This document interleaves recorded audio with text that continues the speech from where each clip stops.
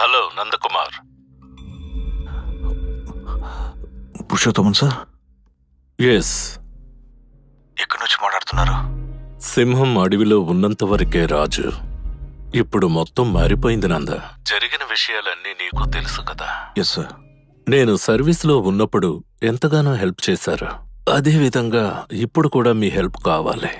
ఏంటో చెప్పండి సార్. ఒక అమ్మాయిని కనిపెట్టాలి. ఎక్కడికి వెళ్ళిందో ఏమైందో తెలీదు.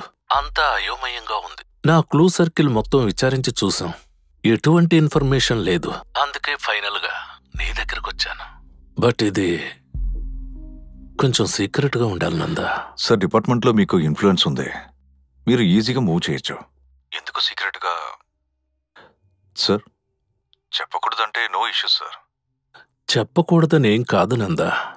ఆ అమ్మాయి ద్వారా నన్ను అంతం చేయాలని చూస్తున్నారు. అందుకనే మీ దగ్గరకు వచ్చాను.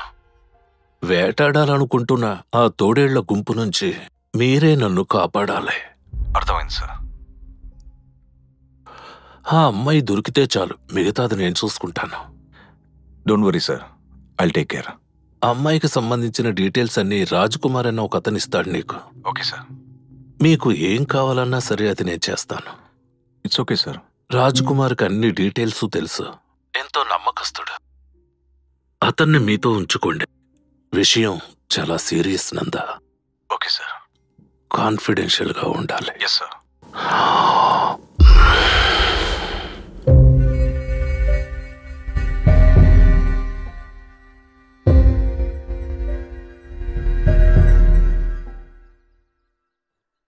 ఏం చేయాలో ఎలా చేయాలో అది మాత్రమే చెప్పండి మీరు. ఈ ప్రభుత్వం ప్రజల్ని చాలా అన్యాయం చేస్తోంది. ఇది ప్రజలకు చాలా ద్రోహం చేసే పార్టీ. వీళ్ళు ప్రజలకు మంచి చేస్తామని చెప్పి కార్పొరేట్ కంపెనీలకు తొత్తులుగా మారిపోయారు. వాళ్ళు ఇష్టం వచ్చినట్టు మాట్లాడుకోనివయ్యా. చివరికి వాళ్ళందరూ నా దగ్గరికి రావాలి. అర్థమైందా? తర్వాత మాట్లాడతాలే. కూర్చోవయ్యా. చూడవాయ్, బీపీ ఎక్కువ అవుతూనే ఉంది. అడిగావుగా, వీళ్ళు చేసే పని వల్ల మన పక్షానికి మంచి అవుతుందో లేదో పరువు మర్యాదలు మంట కలిసిపోతున్నాయి. ఏం చేస్తున్నారా మీరు? నోటికొచ్చినంత వాగుతూ ఉన్నారు. మనం ఎప్పుడు జాగ్రత్తగానే ఉండాలి. ఇప్పుడు చూడు, ప్రతి ఒక్క మంత్రికి తప్పకుండా సంబంధం ఉంది. దానికి సంబంధించిన ఆధారాలన్నీ మేము బయట పెడతాము. వాళ్ళు చేసిందంతా మనం చేసినట్టు చెప్పి ప్రజలు నమ్మిస్తున్నారు. పేరుకే అధికార పక్షం. మన అధికారం అంతా అనర్థమైపోతుంది. ఈ సంఘటనకు సంబంధించిన వివరాలన్నీ ప్రభుత్వ అధికారి అయినటువంటి నారాయణమూర్తి గారు మధ్యలో వీళ్ళ కూడా ఒకటి వివరంగా బయట పెడుతూ ఉంటారు. 100 కోట్ల కంటే ఎక్కువేని అంచనా వేశారు. సంతోషమేనా? ఇప్పుడు సంతోషమేనా? ఇదిగో చూడవయ్యా, ఎన్నికలు ప్రకటించే ముందు వీళ్ళందరినీ మొత్తంగా లేపాలి, లేదా మనం ఇరుక్కుంటాం. మీ వాడు ఏం చేస్తున్నాడయ్యా? గంట ఊపుతున్నాడా ఏంటి?